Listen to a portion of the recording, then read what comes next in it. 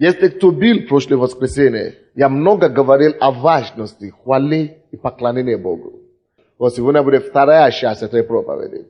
Есть человек, у кого в зале, в центре зала, у кого у вас лопатка, или лопата, лопатка, вот, где-то здесь, беспокоит вас, вы даже не можете вот так развернуться, и вас что-то там беспокоит. И положите руку, и примите ваше исцеление. Другой человек, по-моему, это почка у вас, но, по-моему, это не почка. Что это возле почки, с правой стороны, не печень, вот, между печень, после печени и до почки, где-то вот здесь. Короче, с правой стороны, что? Жёшный. Во, жёшный пузырь. Во, молодец.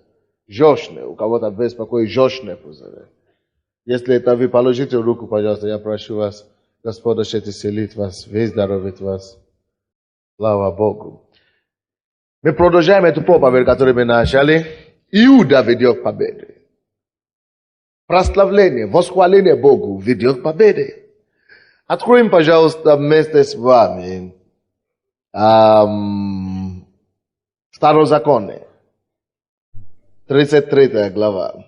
Это последняя книга Моисея, 5 книга Библии. Второзаконие 33, 7 стих.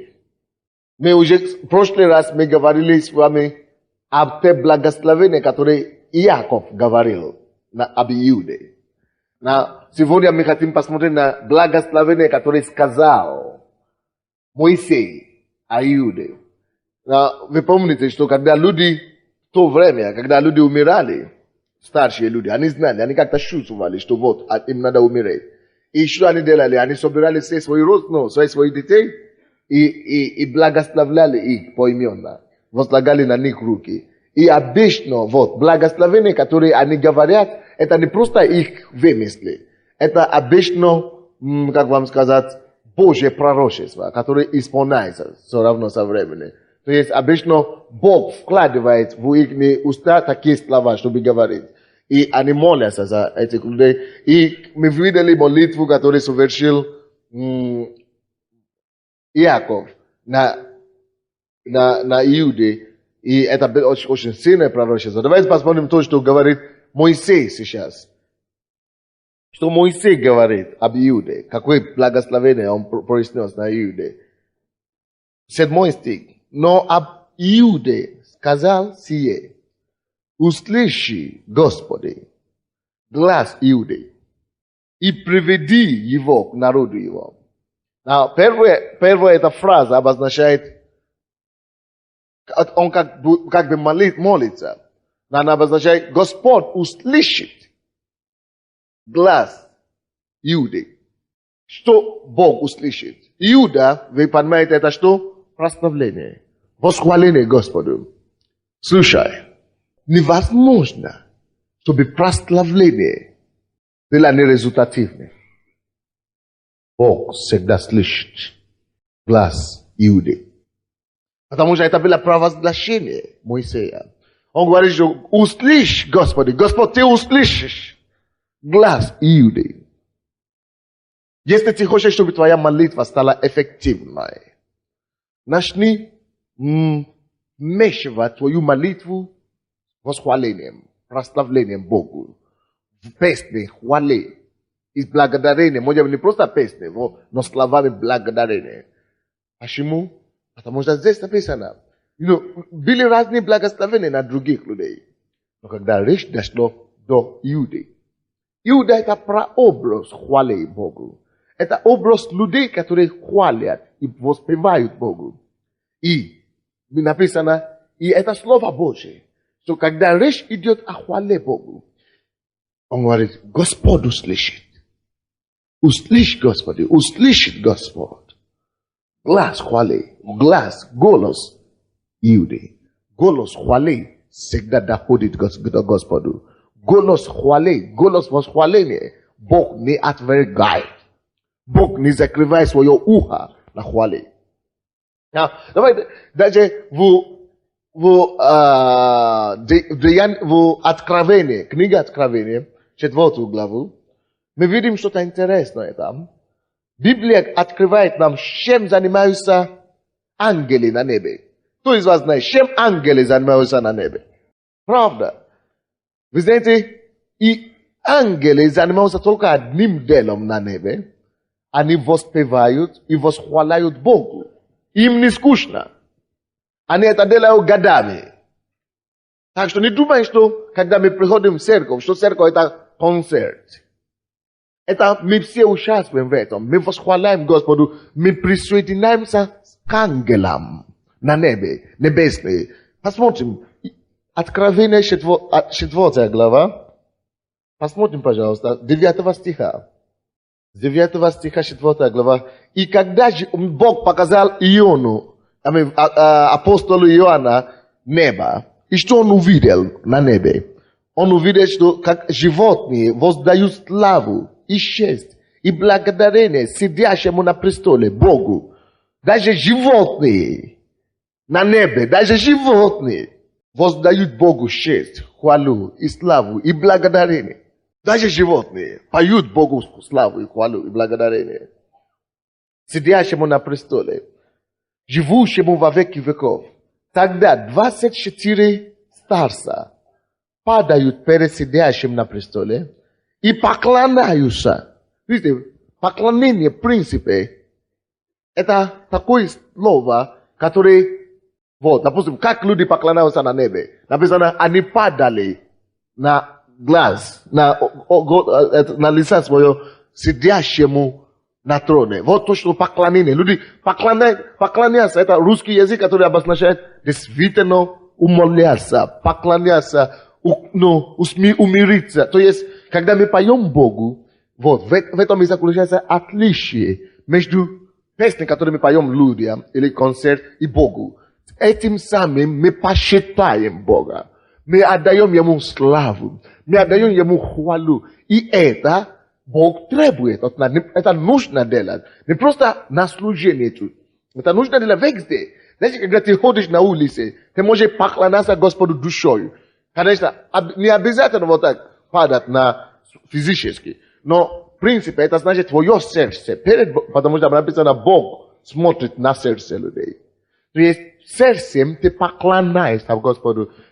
То есть, это реакция сердца. Бог смотрит, твое сердце вообще посчитает Бога этим самым или нет. Вот, написано, ангел, этим старцы падают даже на свои лица и воздают Господу славу, благодарение и честь. 10 стих. Тогда 24 старца падают перед сидящим на престоле и поклоняются живущему во веки веков и полагают венцы свои перед престолом. Что значит полагают венцы свои перед престолом? Венец – это то, что ты заслужил. Это твоя заслуга.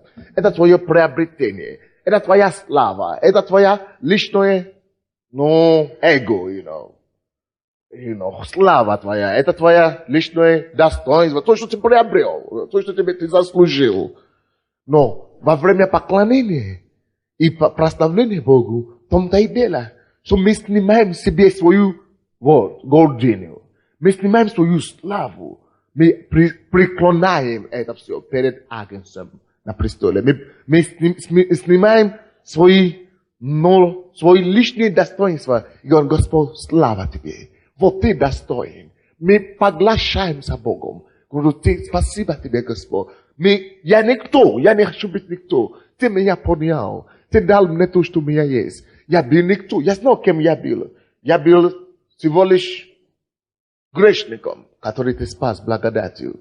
Я знал, кто я был. Ты спас меня. Поэтому я танцую перед тобой. Я пою тебе. Я радуюсь перед твоим лицом. Я благодарю тебе за твою благость, за твою доброту ко мне, за твою защиту надо мною, за то, что ты дал мне хорошую жену, хорошего ребенка, за то, что ты меня охраняешь, ограждаешь, даже в перспективе жизни. Ты мне даешь зарабатывать на жизнь. Я благодарю тебе. Вот, когда это настоящее поклонение, ты снимай твой венец и полагайся перед Агнцем. Но есть некоторые люди, которые на сцене, когда они поют в церкви, они не снимают свой венец. Они говорят, вот, они поют, о, Иисус, я благодарю тебя. и приглядывал свой костюм, видите, замешайте мой костюм, какой у меня костюм. Или внутри они вот так говорят, в сердце. Можно это делать, допустим, когда ты поешь миру, можно нагладить на свой костюм или на прорез, который у тебя до сюда. Но тут у нас нет такие. Я просто на всякий случай.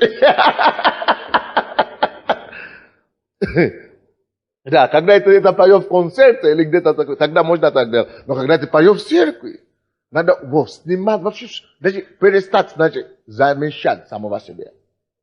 И ты начинаешь замещать только его. Ты снимаешь свой венец. Теперь я никто, я благодарю тебя, я славлю тебя. Даже если ты не знаешь слова песни, слава Богу, у нас сейчас есть доска, мы можем смотреть слова песни. Говорю, Господь, да, это правда. Да, ты нужен мне. Это хорошая песня такая. Ты нужен мне, больше, чем вчера. Ты нужен мне, Господь. Да.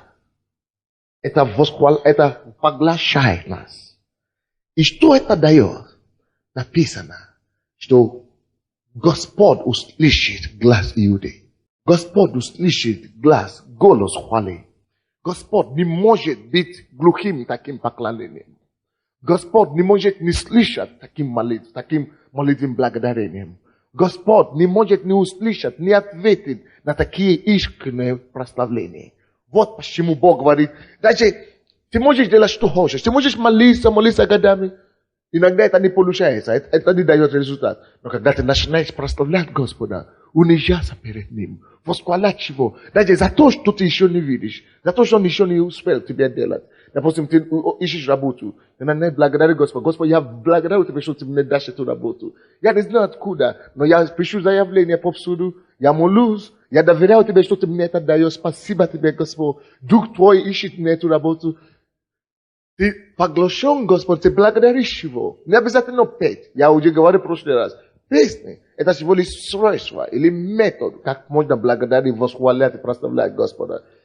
Кто-то это делает через танцы, кто-то это делает через хлопание, кто-то это делает через инструментальную музыку. Но как ты можешь? Просто можно даже это делать только своими словами. Просто выражать Господу свое поклонение, свое почтение. Просто сказать даже слава тебе или спасибо тебе, спасибо, чтобы твоя душа была вложена в это. Написано, глаз Иуды Господь услышит. Глаз Иуды не Бог обязательно услышит. Глаз хвали доходит до Бога. Когда вот они не могли взять эту землю, они уже пришли, они уже видят лицо вот около своего наследства. Не могли ничего делать. Бог говорит, Иуда пойдет. Вот хвала пойдет и возьмет тебя твою победу.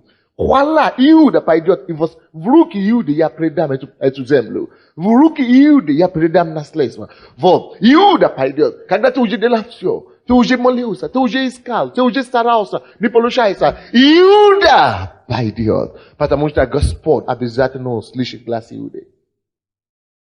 Когда ты уже сам сделал все, что ты можешь, ничего не получается, наш не благодарит Господь. Кто-то говорит, я думаю, благодарить Бога надо, когда все уже сделано. Не всегда. Иногда, когда вообще ничего не получается, именно такой способ молитвы, именно и даст это самое, прорыв. И даст победу, значит. Есть мужчина в зале, у кого проблема по мужской. Господь хочет исцелить вас. Есть пожилая женщина, у кого полиартрит, у вас скручены такие руки, пальцы, по-моему, левые руки, у вас такие руки, неважно, пожилая или то бы это не было, у вас полиартрит, сильный полиартрит. Положите руку на себя и благодарите Господа, что Он начинает исцелить вас, что Он исправляет и уравняет ваши пальцы. О, Боже мой, Бог благ, вы знаете. Он думает даже о таких людей. Есть другой человек, у кого, я не знаю, это полиартрит или что, но у вас, не то, что болит колено, но колено у вас как будто они все молотком разрублены такие.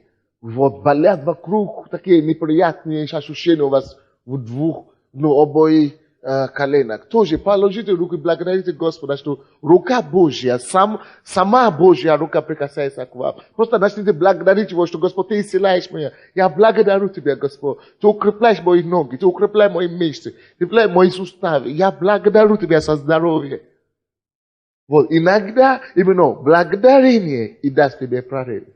Господь не может не услышать глаз Иудины. Поэтому в этот месяц мы благодарим, мы восхваляем, мы просто верою даем Богу славу, что Он слышит наши молитвы.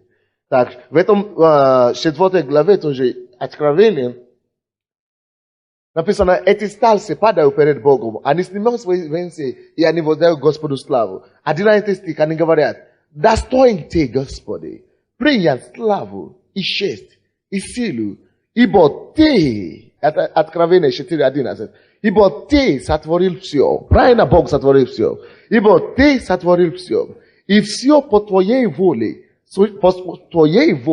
существует и сотворено. Мы поем одну песню такую. Достоин Ты, Господь, принять славу и честь и силу, ибо Ты сотворил все, и по Твоей воле существует и сотворено. Może w końcu mi spają bez. Слава Господу. У кого горло болит, не просто не то, что горло болит. Я не знаю, если это, но это то, что мне Бог говорит сейчас. Не то, что горло болит у человека. Я не знаю, это правда, это бывает или не бывает по медицине, но Бог мне говорит. Есть человек в зале, у кого не хватает, пропадает салайва. Вот слюна? Да, как будто у вас вообще пропадает слюна в рот. То есть, засухает и рот, и горло, пересыхает. Есть такое? Бывает такое, да? Вот, есть Я не знаю, это диабет или что, но у вас это есть симптомы такие, когда пересухает полностью, как будто у вас вообще там нету этой слюны, и как будто вообще и воздуха там нету. Положите руку и благодарите всемогущего Бога, что Он исцеляет, Он услышал вашу молитву. Слава Тебе, Господь. Вот. Давайте откроем еще 5 главу Откровения. 5 главу Откровения. И 5 стих. 5:5. Написано там. И один из старцев сказал мне, не плачь. Алло. Один из старцев говорит тебе, не плачь. Может быть, кто-то и плачет, действительно. Может быть, не физически, но, вы знаете, очень многие... Так, этот мир, интересный мир этот. Когда ты идешь по Крещатику, или вообще в транспорте, все такие элегантные, одетые, накрашенные полностью. А душа рвет. Душа поет, душа это плачет. Рыдает. Многие люди рыдают больше внутри, а они думают, а снаружи Дед Мороз пришел. Но мы духовные люди, мы должны понимать такие люди. Мы должны учиться смотреть сквозь маску внешнюю. Мы должны научиться сквозь маски видеть боли людских. Мы должны научиться сквозь накраски всякие видеть человеческие боли и обнимать их, и любить их, и поднимать их. Ангелы говорят таким людям сегодня, которые, может быть, присутствуют в нашем зале, в нашей церкви. Старцы говорят вам, не плачь. Не плачь. Вот, почему не плакать? Вот, лев от колена Иудина, корень Давидов, победил. Кто знает, кто такой лев от колена Иудины? Иисус. Бог называет Иисуса лев из колена Иудины. 12 колен. И по правилу Иисус не должен быть прийти из колена Иудины. По пророчеству он не должен быть, вы знаете это? Он не должен быть прийти из колена Иудины. Но если что-то находит милость у Бога, если что-то открывает двери, когда другие не могут, это хвала.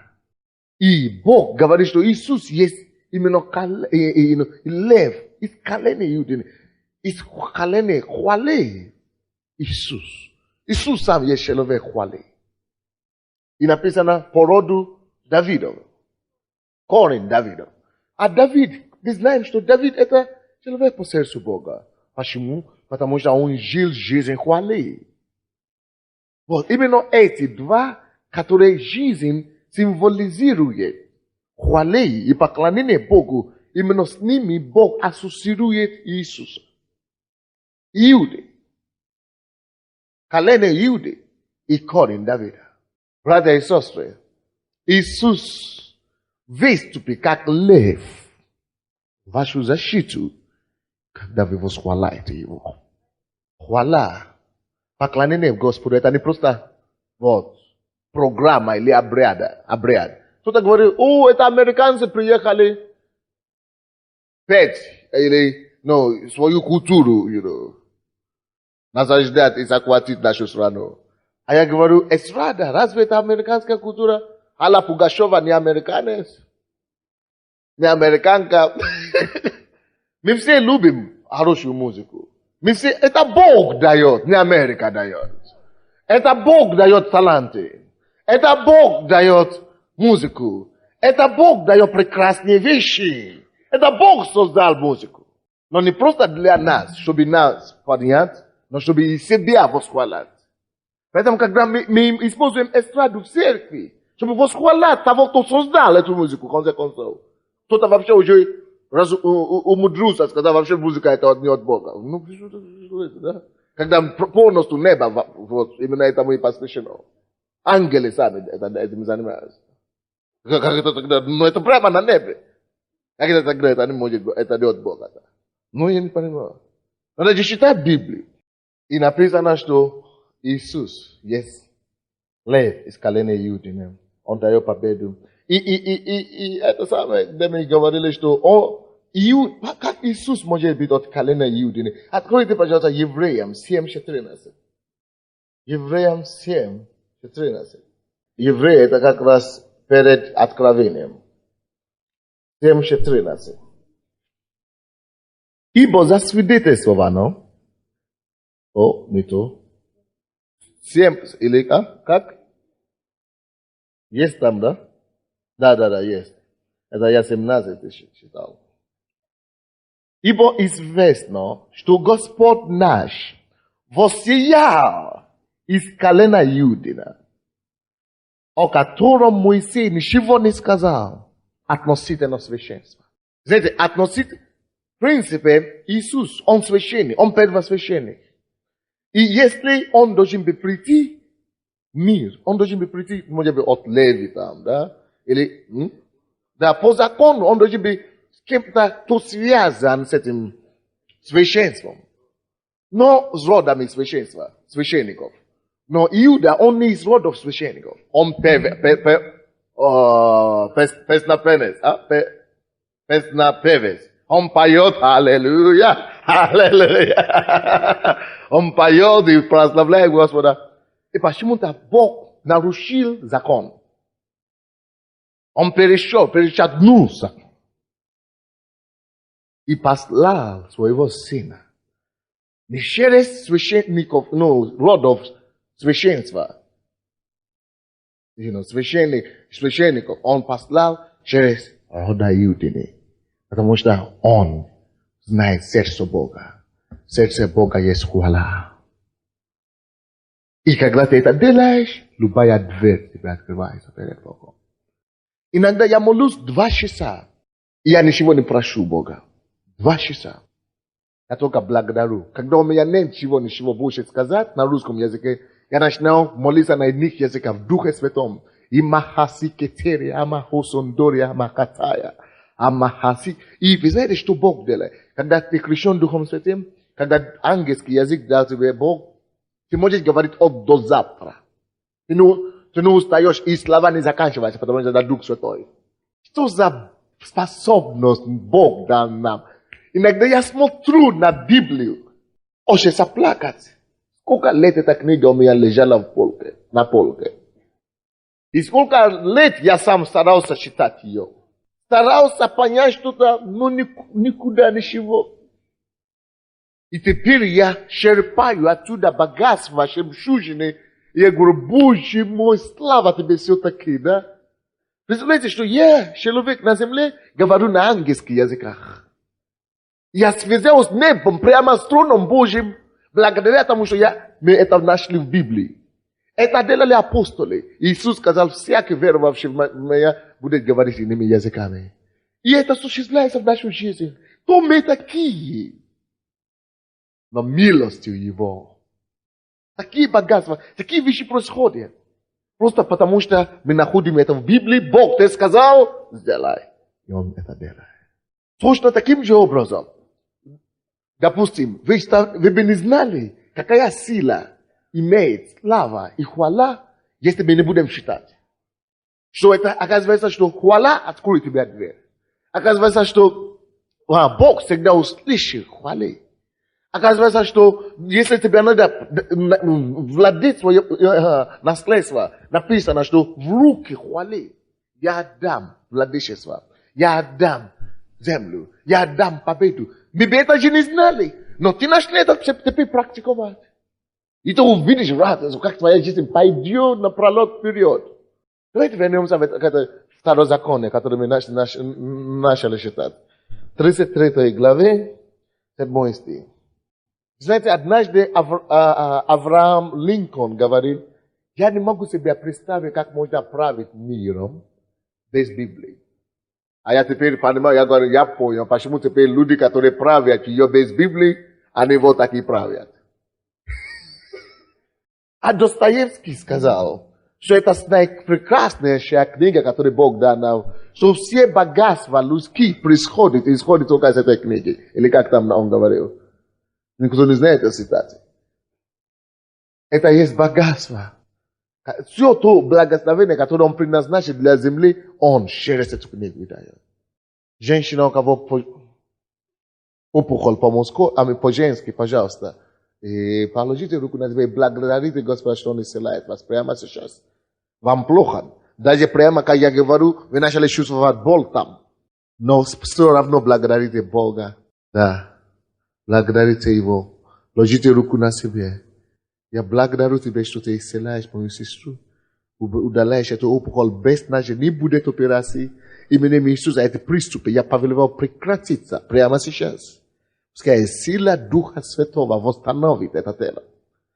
Камень печени именем Иисуса я повелевал ее уйти прочь. Господь, эта женщина, которая по-женски, именем Иисуса, я проклинаю эту болезнь. Именем Иисуса, это приступ, который бывает у нее, именем Иисуса, я повелел, чтобы она наконец-то, навсегда перестала мучить ее. Чтобы твое здоровье, твоя крепость, твое восстановление воцарит в этом теле. Именем Иисуса. Так, второй закон, 33 вы нашли, да? Какой там стих? 7, да. Но об Иуде сказал сие, услышь, Господи, глаз Иуды, и приведи его к народу его. Руками своими, да, защитит он себя. Руками своими. Иуда, хвала руками своими защищает себя. Хвала сама есть защита. Вот что обозначает. С руками своими, хвала, Иуда, руками своими защищай себя. Хвала есть защита для тебя. Вы знаете, что я обнаружил? Я обнаружил, что когда я начну благодарить Господа, допустим, у меня головная боль, да, бывает. Иногда я говорю, Господь, именем Иисуса, я повелевал, чтобы эта головная боль прекратилась. Я прошу Тебя, исцели меня сейчас. Я прошу Тебя, Господь. Боль, уйди с моей головы. И так. А потом когда я еще ощущаю еще боль, после этого я начинаю благодарить Господа. Господи, я благодарю Тебя, что Ты уже исцелил меня. Что эта боль уже не будет там. Что эта боль уйдет наконец-то, навсегда. Я благодарю Тебя, что Твоя рука уже здесь, надо мною. Что Ты ощущаешь эту голову. Что Ты все приводишь в порядок. Я благодарю Тебя. Я вижу, что это иногда контратака, или как это называется, защита, контратака есть лучшая защита. Нападение, да, нападение есть лучшая защита. То есть, когда ты уже благодаришь Господа заранее, все, ты уже выиграл, конечно. Вот, и это тоже говорится, что благодарение, хвала, есть Он своими руками. Не надо, чтобы это самое, привести кого-то своими руками. Оно защитит себя. Хвала сама себе защитит. Хвала сама себе, благодарение, восхваление. Хвала Господу, оно есть защита для нас. И ты будь помощником против. Ты, вы видите, что ты тут уже большой буквой. То есть Бог получится. То есть Бог уже теперь будет помощником против врагов кого? Его. Против врагов Иуды. То есть, когда мы поем Господу, когда мы, это происходит, Бог просто становится нашим сторонником. И Он становится нашим помощником против наших врагов. Аминь. Есть сила восхваления Господу. Есть сила восхваления благодарения Иисусу. Я уже говорил про евреям, 7 глава, или какая? 7 глава, 14 стих. Но это интересно, что эти люди не заслуживают защиты, которые это не делали, которые вот просто жили, но имели право. Бог перешагнул их и дал победу тому человеку, который знает тайну хвалы. Это говорит о том, что хвала даст тебе шанс там, где у тебя шансов нет. Хвала откроет тебе место, то есть создаст тебе возможность открыть дверь там, где такие, как ты, по-человечески, никак.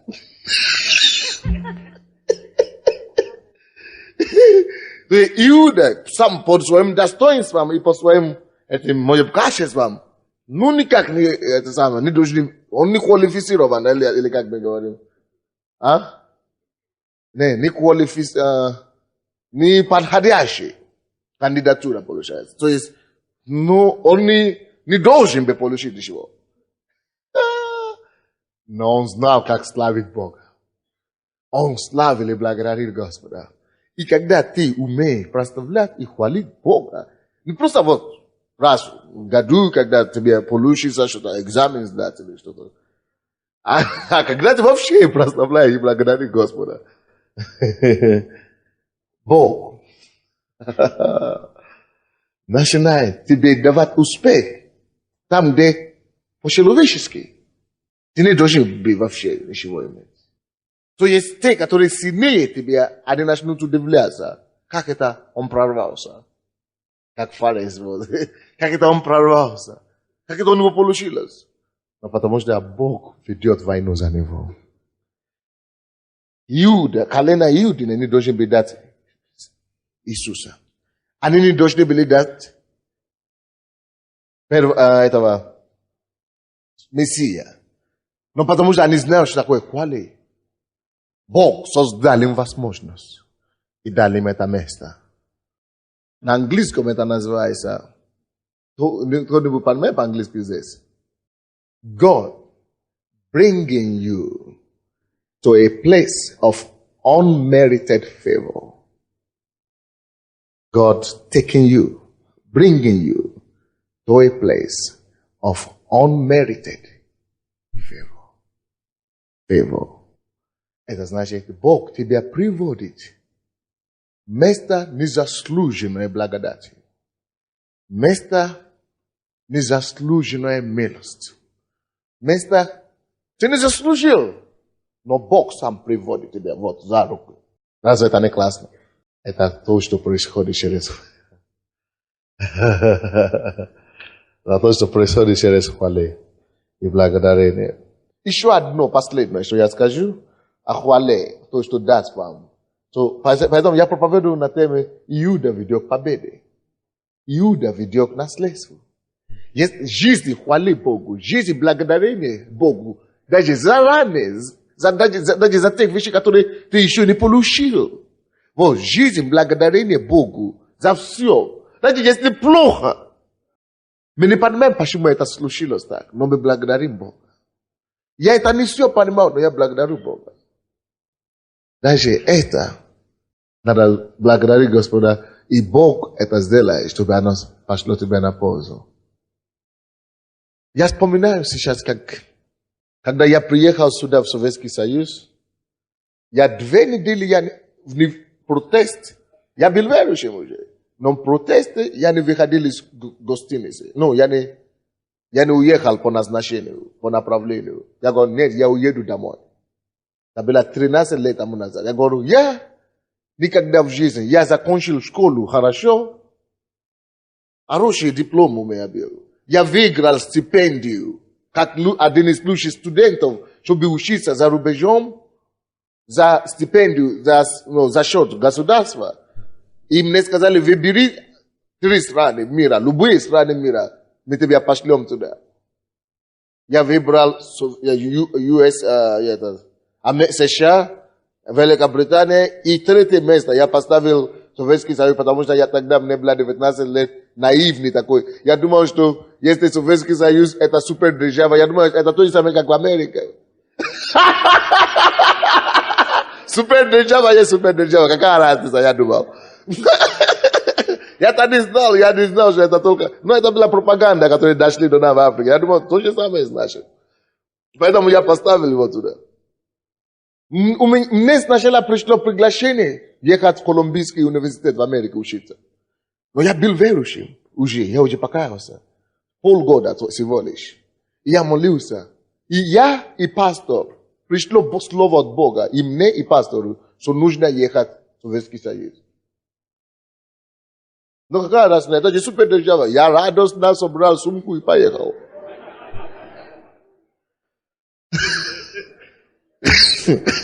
Как жаль, да? Но я тоже думал, что жаль. Да, это теперь мы говорим, слава Богу. А тогда я плакал 2 недели там в гостинице. Там есть такой студенческий гостиница, где все останавливали в Москве. Когда я увидел Жигули и Ладу, и Запорожец, я говорю, я больше не могу.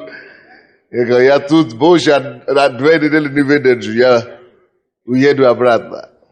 Меня отправили учиться вместе, но я отказался, взял ключ. Я говорю, дайте мне обратный билет. Потому что кроме возможности учиться в Колумбийском университете, который у меня еще дома один из лучших университетов, я поступил туда. Вот, результат только что у меня был. И я уже сюда приехал, боже мой, какое несчастье. Потому что я думал, я приехал из Африки в Европу. А это что за какой-то непонятная Европа, я лучше еду обратно. А? Что я такого плохого сделал, да? Потому что я знал другую Европу, когда я рос, у нас колония, мы были колония Англии, и мы знали жизнь там. А я думал, что здесь еще будет лучше. А оказалось, даже у меня дома я лучше жил, получается. В Африке. Я говорю, не, я уеду домой, невозможно. Самое интересное пришло воскресенье. Я говорю, покажите мне, где церковь. Они мне показали. Я пришел туда, оказывается, это музей уже стал. Я говорю, боже мой. Представляете? Вы уже не помните, что было 20 лет, 13 лет тому назад, наверное. Вы помните? И я думал, что это трагедия, величайшая трагедия моей жизни. Я учился здесь 6 лет. 3 раза я думал, я точно 100% с ума зайду.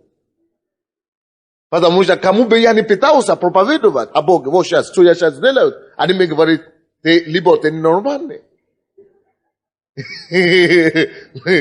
Что ты вообще примитив какой-то. Ну какой Бог?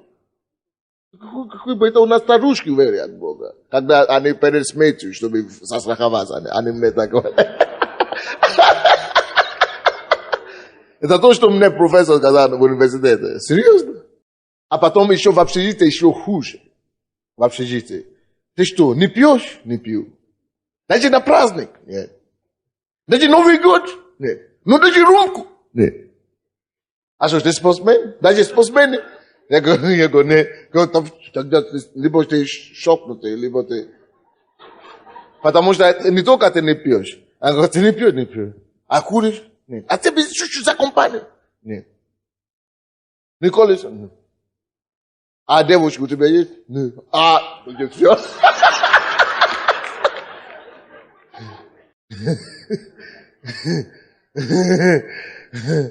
Представляете, мне отвечать на вопросы таким образом каждый день в течение первых 2 года. Я говорю, финал.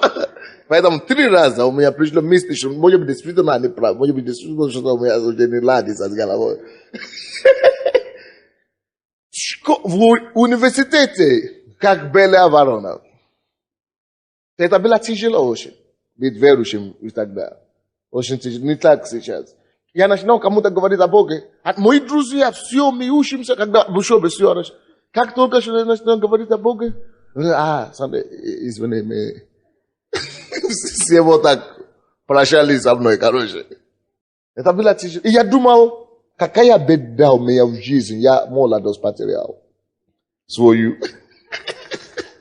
Чего я сюда приехал? Я говорю, однажды девушки пришли ко мне домой и говорят, праздник, Новый год, давай будем развлекаться.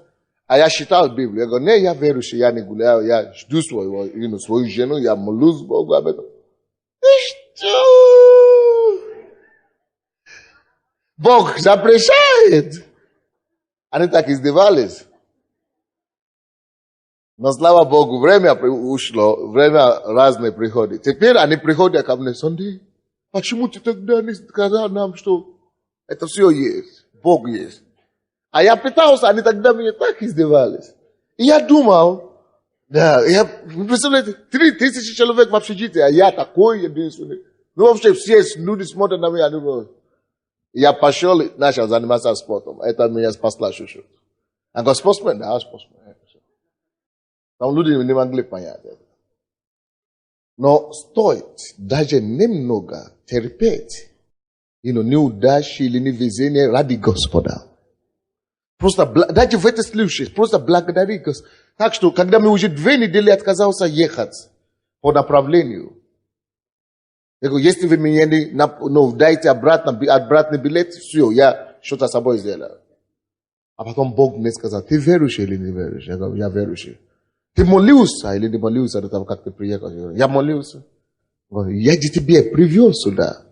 Ничего у меня не бывает случайно. Казалось для меня, что это уже все, конец моей жизни. А тут Бог говорит, что ничего не бывает случайно. И мне надо было это терпеть. Все это 6 лет учебы. До 90-го года, пока не открылось. Это чуть-чуть. Мне надо было терпеть. И Бог говорит, просто благодарить, просто ты жди меня. И через сколько-то времени, кому-то еще был один верующий, когда мы встречались в подполье там было. И он один пророчество пришло через одного брата, что я скоро открою двери. В 86-м году, какой дверь открыть? Он говорит, что просто я начну открывать дверь для евангелизации. И эта страна спасет. Может быть. То есть, непонятно было для разума. Может быть, ты тоже как раз стоишь перед такими обстоятельствами, когда, ни за что нельзя благодарить Господа. Но посмотрим сейчас уже на позицию сегодняшнего дня. Посмотрите сейчас. Я даже никогда не думал, что я буду проповедником. Никогда не думал, что я буду пастором. Посмотрите, какая разница, как я жалел тогда. Я хотел что-то с собой делать. Но теперь я благодарю Бога за то, что Он мне не дал удраться тогда. Что я теперь благодарю Бога, что я мучился. Иногда это благо нам, что мы страдали. Тяжело понять. Поэтому Бог и говорит, что даже тогда, когда ты страдаешь, порой нужно благодарить Господа. Потому что когда время пройдет, и потом все равно скажешь, благо мне, что я страдал. Слава Богу, что я прошел через что я прошел. Слава Богу, что я пережил такое. Слава Богу, что это было в моей жизни. Потому что если бы не это, вот такое бы не было, то, что у меня теперь есть. Если бы не того, то, что я страдал. Если бы не то, что я прошел, я бы не узнал то, что я познал сейчас. Многие из вас, если бы не проблема в семье, если бы не проблема наркотиков, или проблема алкоголя, если бы не проблема болезни, вы бы вообще не познали спасение, вообще, но Бога бы не познали. Есть такие. Поэтому в этом случае мы говорим, слава, что лучше? Приобрести весь мир, не страдать, ничего, и потом вредить свою душу в ад? Нет, лучше потерять, наоборот, весь мир, но душу свою сохранить. Поэтому, что я говорю? Хвала достоин, даже когда плохо. Бога достоин хвалу, Бога достоин благодарить, даже когда очень хорошо. Вы знаете, я смотрел передачу Катя Бужинская и Юрий. Вы, может быть, видели. Кто-нибудь видел? Вас так много. Вот. И он что-то очень хорошо сказал там. Юра именно говорит, что иногда мы молимся Богу, и Бог вроде бы не отвечает. Но всякий раз, когда Бог не помогает или не отвечает на молитву, вину надо искать не в Боге, а в себе. Но слишком много раз Бог делает нам добро, а мы думаем, что Он делает зло. То есть Бог закрыл тебе дверь. То есть ты молился, проси, не получается, Бог не дает. А ты думаешь, какой же Бог жестокий. А оказывается, что Бог тебя спас жизнь. Поэтому даже в таких моментах, когда у нас не получается, даже в таких моментах, когда мы думаем, что нет, Бог злой, лучше благодари Господа. Но все равно. Потом ты поймешь, почему. Между прочим, я еще телевизионщикам сказал, что эту передачу, которая была вчера, надо делать кассеты. И то, что вы сделаете с Виктором, Павликом и так далее, надо будет, люди спрашивают мне, где можно покупать эти кассеты, или они хотят приобрести. Хорошо? Надо потом сделать для общей массовой доступ, чтобы был доступ. То есть моменты, которые Господь позволяет нам, вроде бы Он не делает то, что мы просим. Но иногда нет, есть лучший ответ, чем да. Кто из вас это знает? Есть некоторые люди, которые настроены в жизни только на да. Открытые двери, открытые возможности, открытые все. Но иногда полезнее получить ответ не да, а нет. Поэтому даже за ответ нет, научись даже тогда благодарить Бога. Восхвалять Его имя, славить Его за все. Вот. В руки такой Иуды Бог придает победу. Бог придает наследство. Мы говорим, проповедуем на теме в руке Иуды Бог придает победу. Откройте, пожалуйста, вторая книга Царств. Вторая книга Царств, 2 глава. Вторая книга Царств, 2 глава, 10 и 11 стихи. 10 и 11 стихи. В принципе, 10 стих. Да, 2 глава, 10 стих. 40 лет было Иевосфею, сыну Саулову, когда он воцарился над Израилем. И царствовал 2 года. Только дом Иудин остался Давидом. Обращайте внимание только на последняя фраза этого стиха. Обращайте внимание на последнюю фразу этого стиха. Там написано, только дом Иудин остался Давидом. Бог уже сказал, что я собираю царство из руки, из рода Саулова. Но народ, вы знаете, народ, обыкновенный народ, не понимает ничего. Когда Саул умер, поставили его сына. И никто из них, вся Израиль, приняли его как должное. Ну, это у нас всегда было так. Вот Саул всегда у нас был царь. Вот у нас, это наша религия, наша традиция, наша вот. То, что всегда было, вот это и наше есть. А Давид, он не воспринимал это, потому что это, ну, то, что всегда было. Вот то, что было у моего отца, вот то, что было у моей предки, вот то, что было у моей дедушки. Вот, значит, это и правильно, значит. Но Давид, написано, тот сын Саулова, который уже был отвергнут Богом, продолжает царить, но только колен, как написано, Иудины, дом Иудины остался с Давидом. Теперь задам вам вопрос. Кто такой Давид в то время, когда сын Саула царствовал? Кто такой Давид? Давид это был уже тот новый царь, новый человек, кого Бог уже помазал на царство над Израилем. Бог уже вместо Саула поставил Давида, но никто не понимал. Люди хотят то, что всегда было. Вот то, что всегда было. Вот, Саул всегда было, мы его знаем, вот, нам комфортабельно тут. Но благодаря хвале, способности восхвалять Господу, благодаря способности воздать славу Богу, когда люди восхваляют Господу, дом Иуды, они есть дом хвалы, они разбирались, когда весь Израиль путался. Только они могли понять, где Божье истинное помазание. Слушай, прославление и поклонение Господу тебя избавит от заблуждения и даст тебе правильное направление в жизни. Давайте встанем. Будем благодарить Господа. Подними свои руки, Господи, я всегда буду славить Тебя. За все я благодарю. Я благодарю Тебя за все. Я